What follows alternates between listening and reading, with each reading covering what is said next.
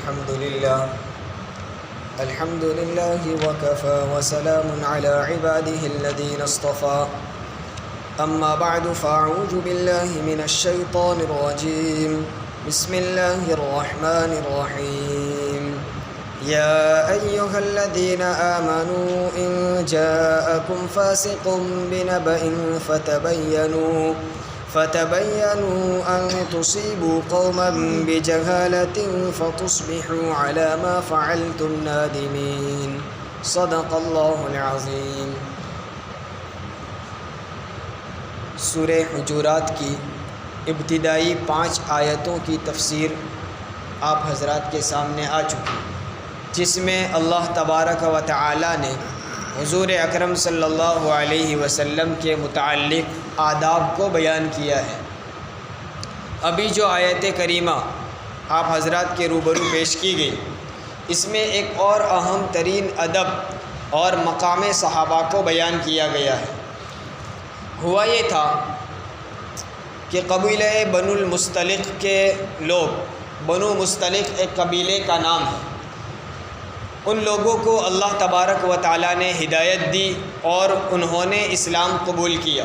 پہلے وہ مسلمان نہیں تھے، انہوں نے اسلام قبول کیا۔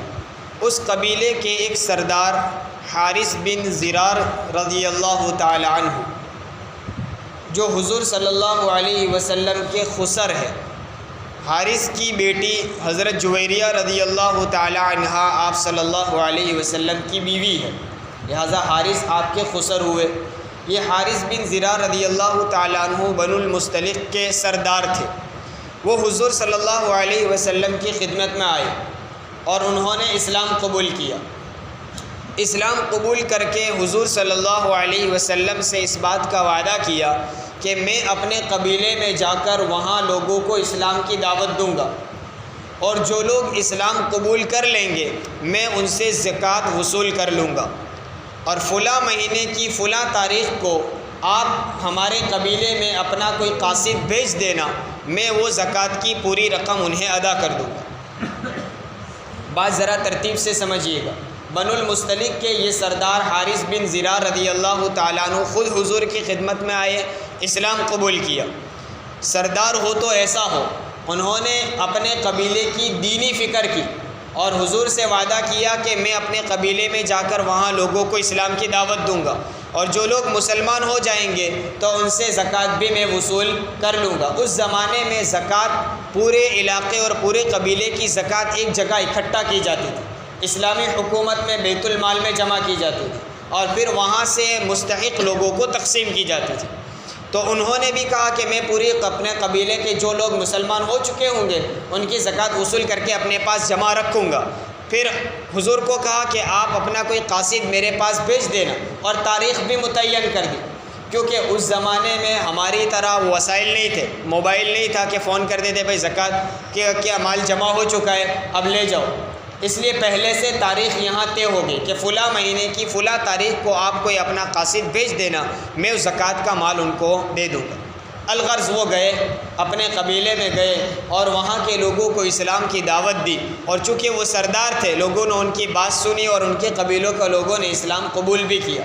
اور یہ حارث بن زرار رضی اللہ عنہ نے اپنے قبیلے کے لوگ جو مسلمان ہو چکے تھے ان کی زکوٰۃ کا مال وصول کر کے اپنے پاس جمع کر لیا۔ جب وہ متعینہ تاریخ آئی جس دن قاصد بھیجنا تھا، تب قبیلے کے لوگوں نے سوچا کہ حضور کا قاصد آ رہا ہے، اس کا اکرام ہونا چاہیے، اعزاز ہونا چاہیے۔ تو وہ لوگ ان کے اکرام اور اعزاز کے لیے بستی سے باہر نکلے۔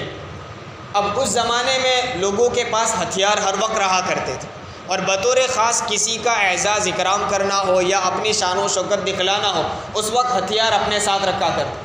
چنانچہ وہ اپنے اپنے ہتھیار لے کر بستی سے باہر ان کا اکرام کرنے، استقبال کرنے کے لیے نکلے، لیکن انتظار کیا کوئی قاصد آیا ہی نہیں، کوئی قاصد ان کو نظر ہی نہیں آیا۔ پورا دن گزر گیا۔ ہوا کیا تھا، ادھر نبی اکرم صلی اللہ علیہ وسلم کی طرف سے قاصد بھیجا گیا تھا۔ ایک صحابی حضرت ولید بن عقبہ رضی اللہ تعالیٰ عنہ کو قاصد بنا کر حضور نے روانہ کیا بنو المصطلق میں کہ جاؤ، حارث نے ہم سے وعدہ کیا ہے اس مہینے کی اس تاریخ کو وہ زکوٰۃ کا مال جمع کر کے رکھیں گے، تم لے کر آؤ۔ اب یہ ولید بن عقبہ رضی اللہ تعالیٰ عنہ بنو المستلق کی طرف گئے بھی۔ یہ جو ولید بن عقبہ رضی اللہ تعالیٰ عنہ تھے، جہالت کے زمانے میں اسلام لانے سے پہلے ان کی اور بنو المستلق کی دشمنی چلا کرتی تھی۔ یہ جہالت کے زمانے کی بات تھی۔ اب جب وہ نکلے بنو المستلق کی طرف گئے تو راستے میں ان کو خیال آ رہا تھا کہ یہ جس قبیلے کے پاس اللہ کے رسول نے مجھے بھیجا ہے وہ تو میرے پرانے دشمن ہے، زمانہ جاہلیت میں ہماری دشمنیاں تھیں، کہیں ایسا نہ ہو وہ لوگ مجھے دیکھ کر مجھے قتل نہ کر دیں، مجھے پکڑ نہ لے۔ ان کو یہ خوف لگا ہوا تھا۔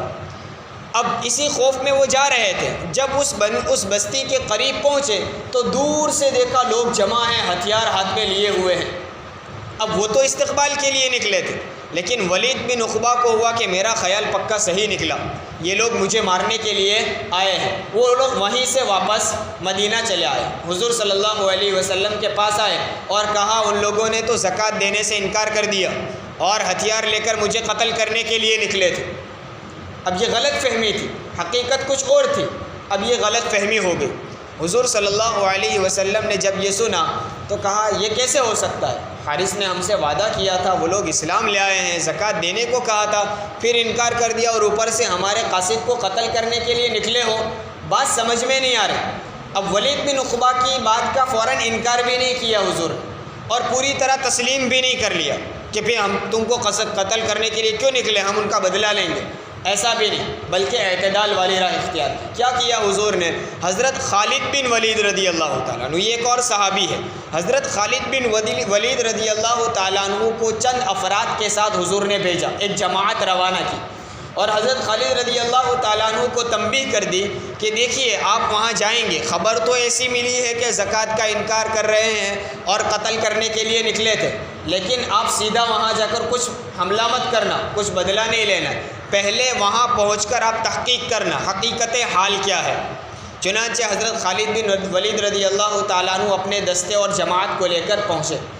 اس بنو المستلق کی بستی سے پہلے رات کے وقت انہوں نے پڑاؤ ڈال دیا، ایک جگہ پر وہ رک گئے اور اپنے چند جاسوس کو ان کی بستی میں بھیجا، جاسوس بنا کر کچھ افراد کو CID بھیجا۔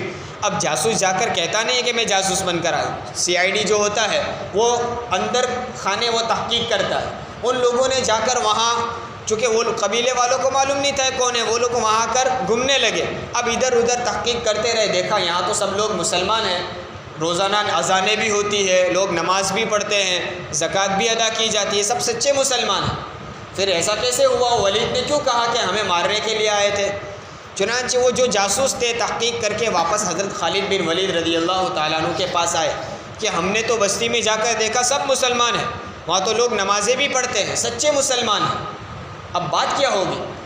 اتنے میں وہاں بنو المستلق کے جو لوگ تھے ان کو فکر دامن گیر تھی کہ حضور صلی اللہ علیہ وسلم نے اپنا قاصد بھیجنے کو کہا تھا، تاریخ گزر گئی، دن گزر گیا، ابھی تک قاصد آیا کیوں نہیں؟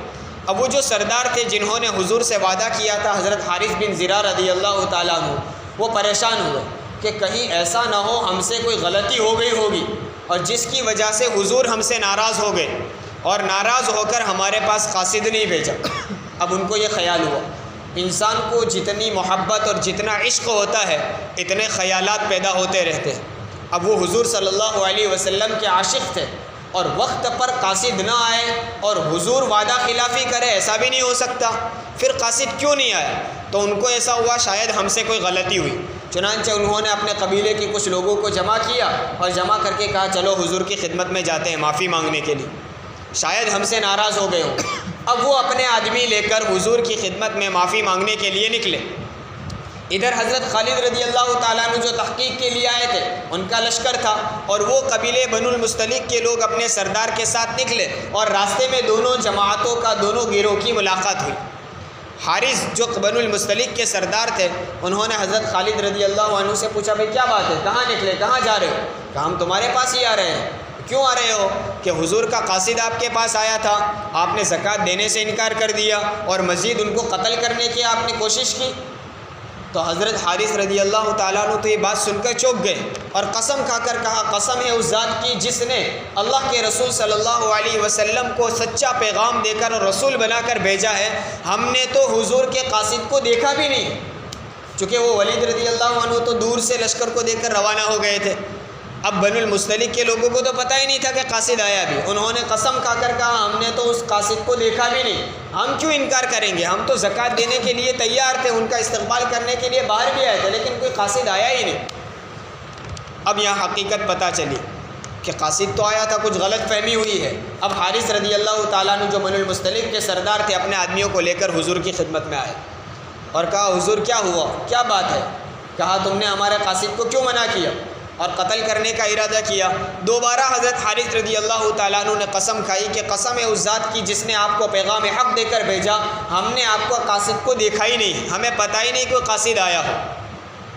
اب یہ سب غلط فہمیاں تھیں, انہوں نے قسم کھا کر کہا تو بات واضح ہو گئی. پھر پتہ چلا کہ یہ ولید رضی اللہ تعالیٰ عنہ کو غلط فہمی ہو گئی تھی, جس کی وجہ سے یہ لمبا چوڑا پوری پروسیجر ہوئی.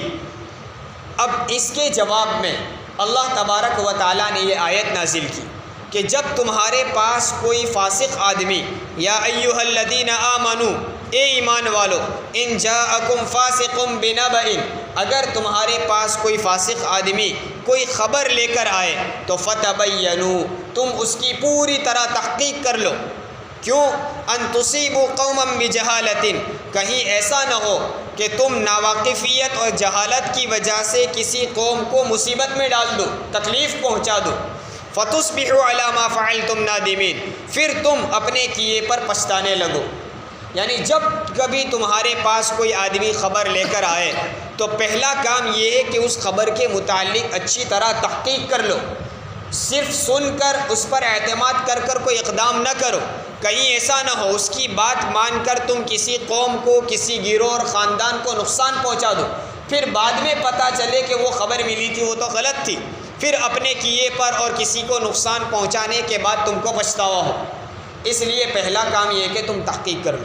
چونکہ حضرت ولید بن عقبہ رضی اللہ تعالیٰ عنہ کو غلط فہمی ہوئی تھی, اگر ان کی بات پر پورا اعتماد کر لیا جاتا اور انہوں نے آ کر کہا کہ زکوٰۃ دینے سے انکار کیا, مجھے قتل کرنے کے لیے آئے تھے, ان کی بات سیدھی مان کر اگر دستہ بھیج دیتے لڑنے کے لیے اور وہ خالد بن ولید رضی اللہ تعالیٰ عنہ کا لشکر جا کر سیدھا بنو المصطلق پر حملہ کر دیتا تو پھر کیا بات بنتی؟ بعد میں پتہ چلتا کہ یہ تو غلطی ہو گئی تھی اور پھر بنو المصطلق کو جو نقصان پہنچا اس پر پچھتاوا ہوتا. تو اس آیت میں قیامت تک آنے والی ساری انسانیت کو اس بات کی تعلیم دی گئی ہے کہ جب تمہارے پاس کوئی خبر آئے تو اس خبر کو فوراً تسلیم کر کے کوئی اقدام نہ کرو, کوئی کام نہ کرو, بلکہ پورا یقین ہو جائے, پورا اعتماد ہو جائے, تب جا کر پھر اس کے بارے میں کوئی ایکشن لینا چاہیے. اب ایک بات یہاں یہ ہے کہ حضرت ولید بن عقبہ رضی اللہ تعالیٰ عنہ نے حضور کی خدمت میں آ کر سیدھا کہہ دیا کہ وہ لوگ زکوٰۃ کا انکار کر رہے ہیں اور مجھے مارنے کے لیے آئے. تو ایسا جھوٹ کیوں بولا؟ نعوذ باللہ, یہ تو صحابی رسول ہے اور الصحابۃ کلھم عدول, صحابہ تمام کے تمام عادل, انصاف پسند ہے, منصف اور انصاف والے ہیں.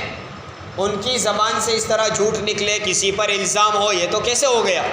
تو پہلا ایک مسئلہ یہاں یہ سمجھ لو کہ صحابہ کرام رضوان اللہ علیہم اجمعین معصوم نہیں ہیں. یہ ایک حساس مسئلہ ہے, اس کو اچھی طرح سمجھ لیں. ایک ہے انبیاء علیہم الصلاۃ والسلام, انبیاء علیہم الصلاۃ والسلام کی ذات معصوم ہے. معصوم کا مطلب ہوتا ہے جس سے کوئی گناہ ہوتا ہی نہیں, اس کے نامہ اعمال میں کبھی گناہ لکھا ہی نہیں جاتا. جیسے نابالغ بچہ ہو, اس کو ہم کیا کہتے ہیں؟ معصوم بچہ ہے. معصوم کیوں کہتے ہیں؟ اس کے نامہ اعمال میں گناہ لکھا ہی نہیں جاتا. ہاں نیکیاں لکھی جاتی لیکن گناہ وہ کرے بھی, اگر وہ ابا کے سامنے جھوٹ بول دے, کسی کو گالی دے دے تو یہ برا کام ہے, اس کو روکنا چاہیے, اچھی بات سکھانی چاہیے. لیکن اس کی اس گناہ کی وجہ سے ابھی گناہ لکھا نہیں گیا. اس نے نماز چھوڑ دی تو اس کا گناہ نامہ اعمال میں لکھا نہیں جائے گا, ابھی وہ مکلف ہے ہی نہیں. اسی طرح انبیاء علیہم الصلاۃ والسلام کی ذات معصوم ہے, ان سے گناہ سرزد ہوتا ہی نہیں. لیکن صحابہ کرام رضوان اللہ علیہم اجمعین معصوم نہیں ہیں, ان سے گناہ ہو سکتا ہے, گناہ صغیرہ بھی ہو سکتا ہے, گناہ کبیرہ بھی ہو سکتا ہے. لیکن جتنے صحابہ ہیں ان میں سے کوئی صحابی ایسا نہیں ہے جن سے کوئی غلطی یا گناہ ہو گیا ہو اور اس کے بعد انہوں نے توبہ نہ کی. اس لیے کہتے ہیں صحابہ معصوم نہیں لیکن محفوظ ہے. ان سے اگر کوئی غلطی ہو بھی جاتی ہے تو فوراً وہ توبہ کر لیتے، اس لیے کہ صحبت رسول کی بنیاد پر ان کے دل ایسے بنے ہوئے تھے کہ وہ ان کا مزاج اور طبیعت ہی شریعت کے مطابق بن چکی تھی۔ ان کو شریعت کے خلاف اگر کوئی کام ہو جائے تو چین ہی نہیں پڑتا تھا اس وقت تک جب تک کہ وہ توبہ نہ کر لیں۔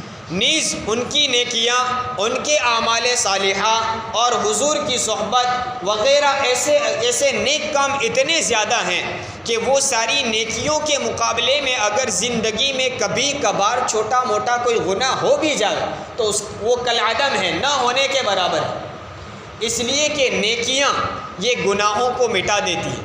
ان الحسنات یذہبن السیئات، نیک کام جو ہے وہ برائیوں کو اور گناہوں کو مٹا دیتے ہیں۔ تو صحابہ کرام رضوان اللہ علیہم اجمعین کی پوری زندگی پر نظر ڈالیں تو پوری زندگی اعمال صالحہ اور نیک کام سے بھری ہوئی ہے، اس کے مقابلے میں اگر کوئی چھوٹی غلطی ہو بھی گئی تو وہ مٹ جاوے گی۔ نیز صحابہ کرام رضوان اللہ علیہم اجمعین کے متعلق اللہ رب العزت نے رضی اللہ عنہم ورضوا عنہ کا مصداق سنایا ہے، اللہ ان سے راضی اور وہ اللہ سے راضی۔ اب وہ کب ہوگا؟ اللہ کو پہلے سے معلوم تھا کہ ان کا خاتمہ، ان کی آخری زندگی ایسی ہوگی جو اللہ کو راضی کرنے والی ہی ہوگی، اللہ کی رضا کے مطابق ہوگی، یعنی وہ گناہوں سے پاک ہو چکے ہوں گے، تبھی تو رضی اللہ عنہ ورضوا عنہ کہا۔ تو اللہ کو پہلے سے معلوم تھا کہ ان سے اگر غلطی ہو بھی گئی تو وہ توبہ کر لیں گے اور ان کا خاتمہ ایسے حال میں ہوگا کہ وہ گناہوں سے پاک اور ایسے حالت میں ہوں گے کہ اللہ ان سے راضی ہوگا، وہ اللہ سے راضی ہوں گے۔ جب اللہ نے ان کو رضی اللہ عنہ ورضوا عنہ کہہ دیا تو اب ہم کون ہوتے ہیں ان پر انگلی اٹھانے والے اور ان کے گناہوں کو گنوانے والے؟ تو کہنے کا حاصل یہ ہے کہ دیکھیے اگر غلطی ہو بھی جائے، ایسا نہیں ہے کہ غلطی نہیں ہو سکتی، وہ بھی انسان تھے اور انسانی تقاضے، بشری تقاضے سے کبھی کوئی غلطی ہو بھی جاتی، لیکن وہ ہماری طرح نہیں تھے گناہ پر گناہ کرتے رہے، کبھی کوئی غلطی ہو بھی گئی تو فوراً توبہ کر لیا کرتے تھے۔ اب دوسرا ایک سوال یہ ہوتا ہے کہ آیت کریمہ میں ہے یا ایھا الذین آمنوا، اے ایمان والو، ان جاءکم فاسق بنبأ، اگر تمہارے پاس کوئی فاسق آدمی کوئی خبر لے کر آئے۔ اب یہ آیت کس پس منظر میں نازل ہوئی؟ تو صحیح روایتوں سے ثابت ہے یہ ولید بن عقبہ رضی اللہ تعالیٰ عنہ کے متعلق نازل ہوئی، انہوں نے خبر دی تھی اور اس کے متعلق غلط فہمیاں ہوئی اور پھر یہ آیت نازل ہوئی۔ تو آیت میں تو کہا ان جاءکم فاسق، تو کیا نعوذ باللہ ولید بن عقبہ رضی اللہ تعالیٰ عنہ فاسق تھے؟ ایسا تو ہو نہیں سکتا، صحابی رسول ہے۔ تو ایک بات سمجھ لینی چاہیے، یہاں جو فاسقن کہا ہے اس سے مراد ہرگز یہ نہیں ہے کہ ولید بن عقبہ رضی اللہ تعالیٰ عنہ نعوذ باللہ فاسق تھے، وہ تو پاک باز تھے، اور اس واقعے سے پہلے بھی کبھی کوئی ایسا کام نہیں ہوا جن کی بنیاد پر کہا جا سکے کہ انہوں نے کوئی گناہ کیا ہے یا فسق کا کام کیا ہے، تو وہ فاسق تو نہیں تھے۔ لیکن آیت میں فاسق کا لفظ اس لیے استعمال کیا کہ یہاں ایک قاعدہ کلیہ بیان کیا گیا کہ دیکھیے ولید بن عقبہ رضی اللہ عنہ جیسا آدمی جو صحابی رسول ہے، عادل ہے، سچا ہے، نیک ہے، پاک باز ہے، اس صحابی سے اگر کوئی غلطی ہو جاتی ہے، غلط فہمی ہو جاتی ہے اور حضور کی خدمت میں آ کر وہ اس بات کو پیش کرتے ہیں تو بھی حضور اس قدر احتیاط کرتے ہیں کہ خالد بن ولید رضی اللہ تعالیٰ عنہ کو جب بھیجتے ہیں تو پہلے سے اس بات کی تاکید کر دیتے ہیں کہ وہاں جا کر پہلے آپ تحقیق کرنا، حقیقت حال کیا ہے وہ جاننا، سیدھا جا کر کوئی آپشن اور کوئی ایکشن مت لینا، وہاں جا کر کوئی حملہ مت کرنا۔ تو ایسے سچے آدمی کی خبر کے باوجود چونکہ انہوں نے خبر دی لیکن ظاہری علامات اور ظاہر کے اعتبار سے لگ رہا تھا بات ایسی نہیں ہے، اس لیے حضور نے پہلے تحقیق کرنے کا حکم دیا۔ تو جب ایک سچے آدمی، ایک عادل آدمی، ایک صحابی کی خبر ظاہری علامتوں کے خلاف نظر آئے تب بھی حضور تحقیق کرتے ہیں، تو کوئی فاسق، فاجر، گنہگار آدمی آ کر تم کو خبر دے تو تم کیسے تسلیم کر لو؟ اس وقت تو تم کو بدرجہ اولا اس کی تحقیق کرنی ہے، سیدھی اس کی بات کو مان کر کسی کے متعلق بدگمان ہونا یا کسی سے لڑنا بھیڑنا یہ غلط ہے۔ یہ آیت کریمہ میں ہمیں تلقین دی گئی ہے۔ اس لیے جب کوئی خبر ہمیں ملے تو سیدھا اس کو پھیلانا نہیں چاہیے۔ حدیث میں آتا ہے انسان کے جھوٹا ہونے کے لیے اتنا کافی ہے کہ جو وہ سنے اس کو لوگوں میں بیان کرنا شروع کر دے۔ اب ہمارا حال بھی یہی ہے، جو بات سنی، کسی کے متعلق کوئی غیبت سن لی، اب سچی ہے، سچ ہے، جھوٹ ہے، کچھ پتہ نہیں، اس ایک نے سنا، اس نے دوسرے کو کہا، دوسرے نے تیسرے کو کہا، تیسرے نے چوتھے، اور یوں پورے شہر میں بات پھیل جاتی ہے۔ حالانکہ جو بات پھیلائی گئی ہے اس کی کوئی بنیاد ہی نہیں، اس کے باوجود پھیلایا جاتا ہے۔ اور آج کے سوشل میڈیا کے دور میں یہ کثرت سے ہو رہا ہے، اور لوگ یہ سمجھتے بھی نہیں ہیں، لوگوں کو اس بات کا احساس بھی نہیں ہے کہ ہم غلط باتیں پھیلا رہے ہیں۔ اب واٹس ایپ کے زمانے میں ایسی باتیں پھیلائی جاتی ہے دین کے نام سے، حدیث کے نام سے، حالانکہ وہ نہ حدیث ہوتی ہے نہ دین کا اور شریعت کا اس سے کوئی واسطہ ہوتا ہے۔ اور کبھی کبھی تو تعجب ہوتا ہے، ان باتوں کو ایسا میٹھے انداز میں، ایسا مثبت انداز میں بنایا جاتا ہے کہ لوگ سمجھتے واقعی یہ بہت اچھی اور نیک بات ہے، اس کو لوگوں میں پھیلانا چاہیے، اور ہر گروپ میں اور ہر فرد کو اس کو پہنچانا چاہیے، اور پھر وہ نیک کام سمجھ کر لوگوں میں پھیلا رہے ہیں، حالانکہ وہ نیکی ہوتی ہی نہیں۔ اور ایسی بہت ساری مثالیں ہیں، بعض چیزیں میری نظر سے بھی گزری، تعجب ہوتا ہے لوگ اس کو نیکی سمجھ کر پھیلا رہے ہیں، حالانکہ وہ نیکی نہیں ہے۔ وقت زیادہ ہو رہا ہے، بطور مثال میں صرف ایک بات بتاتا ہوں۔ پچھلے دنوں ایک بات بہت چل پڑی تھی، اور پھر میں نے اس کے متعلق بہت ساروں کو سمجھایا بھی اور اعتراض کیا، آپ کیا باتیں بیان کریں، اور تعجب اس وقت ہوتا ہے اچھے خاصے نیک لوگ بھی ان باتوں کو پھیلا رہے ہوتے ہیں۔ ایک تحریر لکھا ہوا ایک چیپٹر لوگوں میں پھیل رہا تھا کہ جب اپنی بیٹیوں کو نکاح کر کے سسرال بھیجو تو ان کو اس بات کی تعلیم دے دینا کہ ہم نے تم کو کسی ظالم کے یا کسی ظالم کے پاس نہیں بھیجا ہے، اور ہم تمہارے ماں باپ یہاں موجود ہیں۔ وہ الفاظ مجھے یاد نہیں، لیکن اس کا مضمون اس طرح کا تھا کہ ہم تمہارے ماں باپ موجود ہیں، اگر تمہارے سسرال کی طرف سے، تمہارے شوہر کی طرف سے کوئی بھی بات پیش آ جائے فوراً ہمارے گھر آ جانا، ہم تمہاری پرورش کے لیے تیار ہیں، تم ہمارے لیے بوجھ نہیں ہے کہ ہم تم کو دوسری جگہ بھیج دو۔ وہ تو صرف نکاح کی بنیاد پر بھیج رہے ہیں، لیکن تمہارا شوہر اگر تم کو نہ رکھے، کچھ تکلیف دے، تو ہمارے گھر آ جانا، ہم تم کو رکھنے کے لیے تیار ہیں۔ اب دیکھیے لوگ سمجھتے ہیں کہ کتنی اچھی نصیحت ہے، اپنی بیٹی کو نصیحت کر رہے ہیں، حالانکہ یہ شریعت کے بالکل خلاف ہے۔ یاد رکھیے، شریعت اس بات کی تعلیم نہیں دیتا کہ بیٹی کو رخصت کرتے ہوئے ایسی تعلیم دو کہ کچھ بھی تکلیف ہو فوراً آ جانا۔ یہاں تو آپ کو تعلیم یہ دینی ہے کہ بیٹی جس گھر تو جا رہی ہے اب وہ گھر تمہارا گھر ہے، اور شوہر کی تعظیم، شوہر کی اطاعت، شوہر کی فرما برداری تمہاری ذمہ داری ہے، اور شوہر کے ماں باپ تمہارے ماں باپ ہیں، ان کی خدمت کرنا، ان کے گھر کا خیال رکھنا، اور ان کے گھر والوں کے مزاج میں اپنا مزاج ملا کر زندگی گزارنا۔ اب آئندہ کی زندگی تم کو وہاں گزارنی، یہ تعلیم دی گئی۔ اور اگر کوئی رنجش پیش آ بھی جائے، میاں بیوی کے اندر کوئی جھگڑا ہو بھی جائے، تو شریعت یہ نہیں کہتا کہ فوراً اپنی بیٹی کو گھر لے آؤ، کہ کیا کہہ رہا ہے، ان دونوں کو سمجھاؤ، میاں بیوی کو سمجھاؤ، اور ان کے آپس میں جو الجھنیں ہوئی ہے، جو کچھ رنجشیں ہوئی، اس کو مٹانے کی کوشش کرو، دونوں کو ایک دوسرے کے حقوق سمجھاؤ۔ پھر بھی نہ سمجھے تو قبیلے کے سردار اور قبیلے کے بڑے لوگوں کو جمع کرو، دونوں خاندان، لڑکی والے بھی لڑکے والے کی بھی، دونوں میں جو باعزت لوگ ہو، بڑے ہو، بزرگ ہو، بڑی عمر کے، ان کو جمع کرو، اور آپس میں دونوں خاندان والے مشورہ کریں، اور دونوں مل کر ایک دوسرے کو سمجھائیں۔ بیٹی والے خود اپنی بیٹی کو بھی سمجھائیں، داماد کو بھی سمجھائیں، بیٹے والے خود اپنے بیٹے کو بھی سمجھائیں، اپنی بہو کو بھی سمجھائیں، اور جہاں تک ہو سکے دونوں میں ملاپ کی کوشش کرو۔ یہ تعلیم دی گئی ہے۔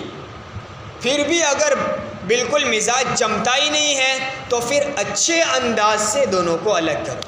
یہ بہت مرحلے گزرنے کے بعد کا درجہ ہے۔ اب اگر بیٹی کو رخصتی کے وقت یہ تعلیم دی گئی کہ کچھ بھی ہو یہاں آ جانا، تو اب کیا کرے گی؟ معمولی سی بات پیش آئے گی، بلکہ نہیں ہوگا تو بھی وہ فوراً آ جائے گی، اور شوہر کو کہے دے ایسا نہیں کیا تو میں بھاگ جاؤں گی، کیونکہ اس کو معلوم ہے میرے ابا اور میرے بھائی مجھے رکھنے کو تیار ہے۔ اب ہر بات میں شوہر کو یہ دھمکی دے گی کہ میری یہ بات نہیں مانی تو میں چلی جاؤں گی امی کے گھر۔ اب یہ خاندان بنے گا یا ٹوٹے گا؟ اب ان باتوں کو ہم پھیلا رہے ہیں، اور ایسی بہت ساری باتیں ہوتی ہیں، کبھی بسم اللہ لکھنے کے متعلق اور پتہ نہیں ایسی بہت ساری۔ تو جب بھی ایسی باتیں ملیں تو اس کو فوراً پھیلا نہ دیں۔ حدیث لکھی ہوئی ہو لیکن آپ کو نہیں معلوم کہ یہ حدیث ہے یا نہیں، تو اب اس کو پھیلانا آپ پر کوئی واجب نہیں ہے۔ اب لکھنے والے ایسا لکھتے ہیں کہ یہ حدیث لکھی ہوئی ہے، نہیں لکھے تو تم گنہگار، تم نے کسی کو نہیں بھیجا تو تم گنہگار ہو۔ ہم کو معلوم ہی نہیں ہے کہ یہ حدیث ہے یا نہیں. بہت ساری باتیں وہ ہوتی ہے جو حقیقت میں حدیث ہوتی ہی نہیں, سیدھا لکھ دیا جاتا ہو اللہ کے رسول صلی اللہ علیہ وسلم نے فرمایا. اب لوگ سمجھتے ہیں حدیث ہے اور اس کو حدیث کی بنیاد پر پھیلا رہے ہیں. یہ اللہ کے رسول پر جھوٹ باندھا گیا. اور حدیث میں آتا ہے جس شخص نے, اللہ کے رسول صلی اللہ علیہ وسلم نے فرمایا, جس شخص نے مجھ پر جھوٹ باندھا تو وہ اپنا ٹھکانہ جہنم میں بنا لے. اب دیکھیے, ہم سمجھتے ہیں ہم نیک کام کر رہے ہیں اور اپنا ٹھکانہ جہنم میں بنا رہے ہیں. ہاں, آپ کو کسی ایسے معتبر آدمی نے بھیجا ہے کہ آپ کو معلوم ہے کہ انہوں نے یہ لکھا یہ حدیث ہے, اور وہ آدمی بھیجنے والا عالم یا جانکار ہے, تو واقعتاً اس کی بات سچی ہوگی, حدیث ہی ہوگی, پھر آپ دوسروں کو اس کو پہنچا سکتے ہیں. اسی طرح بعض چیزوں میں یہ آتا ہے کہ اگر آپ نے 20 آدمی کو 25 آدمی کو بھیجا تو تمہارا یہ کام ہو جائے گا, وہ کام ہو جائے گا, اور نہیں بھیجا تو تم کو یہ بربادی وہ بربادی ہوگی. اسی وقت اس میسیج کو ڈیلیٹ کرو اور 5 دن کے بعد دیکھو کوئی مصیبت آتی ہے نہیں, کچھ نہیں آتا. ہاں, آپ کا عقیدہ اگر بن جاتا ہے تو آپ کے ظن کے مطابق اللہ فیصلہ کرتا ہے. اس لیے ان باتوں پر توجہ دینی نہیں چاہیے, بلکہ پہلی فرصت میں اس کو اپنے موبائل سے خارج کر دو, ڈیلیٹ کر دو. تو یہ سب بیہودہ باتیں ہیں, ان بیہودہ باتوں سے بچے. قرآن ہمیں کیا تعلیم دے رہا ہے کہ جب تمہارے پاس کوئی فاسق آدمی ایسی خبر لے کر آئے تو پہلے اس کی تحقیق کرو. تحقیق کیے بغیر کوئی ایکشن کرو گے, ہو سکتا ہے کسی قوم اور خاندان کو تم تکلیف میں ڈال دو, مصیبت میں ڈال دو, بعد میں پچھتاتے پھرو. اللہ تبارک و تعالی ہم سب کو عمل کرنے کی توفیق عطا فرمائے. آمین. وآخر دعوانا الحمدللہ.